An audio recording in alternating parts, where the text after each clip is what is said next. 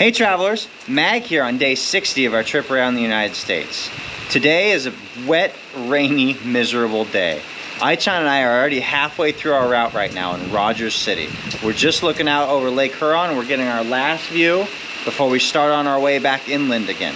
It has been absolutely pouring this morning, and as you can see behind me, it is still coming down. Aichan did not want to get out of the car. She did not want to shoot an intro video, and that's fine. I'm going to let her stay nice and dry. We'll get her out tonight, hopefully when it clears up a little bit.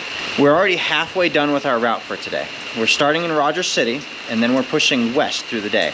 I think that we'll be done in just a few hours' time, because really, with all this rain, we've been skipping all the time-consuming stuff, all the trails, and we've been sticking to park and grabs. Those 50-cent kernels, those have been a real blessing this morning as we just try and get from one place to another without getting absolutely soaked.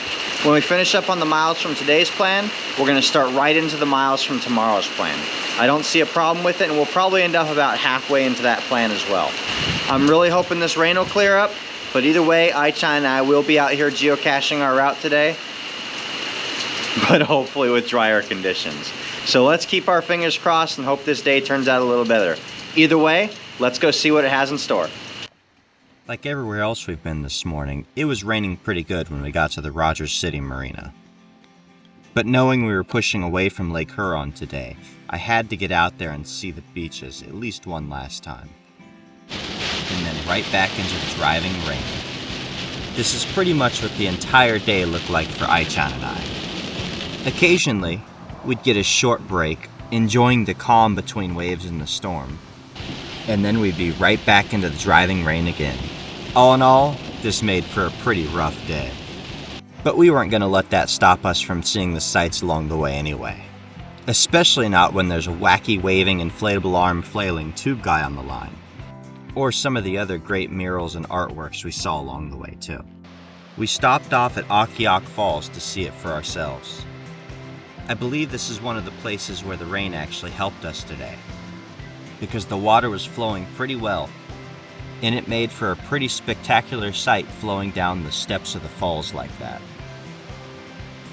We were lucky enough for the sky to clear for a short bit when we reached Onaway City in Presque Isle County.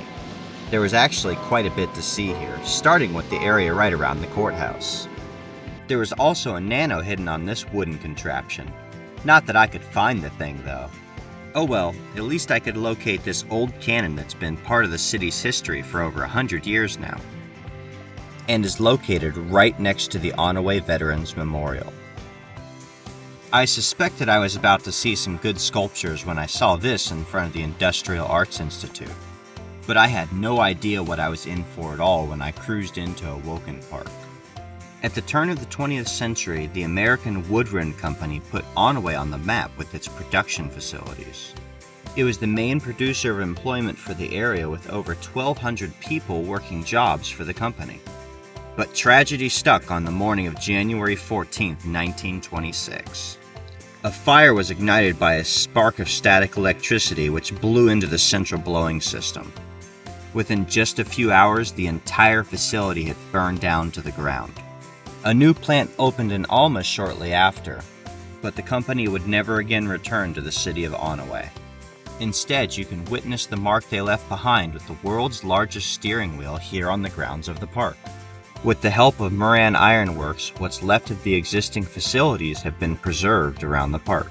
Some are in pretty decent shape, and you can tell somewhat what purpose they used to serve, while others are just husks of their former selves. What's really cool about the park, though, is all of the giant metal structures all along the trail. These help make for a pretty interesting walk, which was great, because that's exactly what the dog needed right now. Having stayed in the car all morning to avoid the rain, she really needed to stretch those old muscles and get a move on. An essential part of her day, every day. I couldn't help but notice, though, how each of the statues seemed to have uniquely simian characteristics. With the high cheekbones, overly large eyes, and wide lips, I kept thinking these statues would be perfect for Planet of the Apes. No! You blew it up, you darn dirty apes! The downpour continued from there until we reached the town of Gaylord. This place seemed very nice, with a lot of interesting murals and artwork scattered about the town. We grabbed a quick bite to eat for lunch near the train station and then made our way over to the courthouse. Yet another spot that did not disappoint. Originally named Okudo, this county was renamed Otsego in 1843 after a New York county with the same name that meant Clearwater. The first village within the county was settled in 1872, but it was not until 1877 that Gaylord became the county seat. Running along the 45th parallel, Gaylord styles itself as an alpine village. Despite being the only city in the county, it still has a very village kind of feel to it. And it was definitely a spot worth looking around and taking our time to enjoy. In particular, the Veterans Memorial really got us. There are real dog tags hanging off of this rifle from deceased veterans from within the county.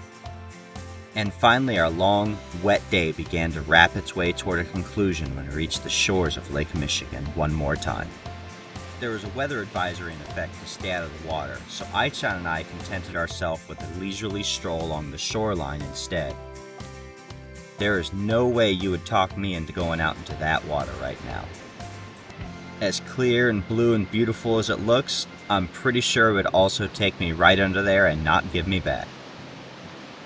There were actually quite a few people all along the lakeshore just looking out and enjoying the view like we were. Just glad it stopped raining for a few minutes. That's all we needed. Well, travelers, that wraps up another day on the road here in Michigan for Aichan and I. I'd like to say that today was a fantastic day like so many of the Michigan days before, but I also don't want to lie to you. It was cold, it was wet, and it was raining pretty much all day long. We got short breaks here and there where we were able to get out of the car and get some footage for you, but other than that, we were pretty much doing park and grabs the whole day, doing our best to stay dry. I say we. I was pretty much doing park and grabs the whole day, doing my best to stay dry. Aichan did successfully stay dry all day long. Anytime I offered her the opportunity to come out the car and there was the slightest bit of rain falling out of the sky, the dog declined. She did not want to do it. It was too cold and too wet for her today, and she has spent most of the day in the car.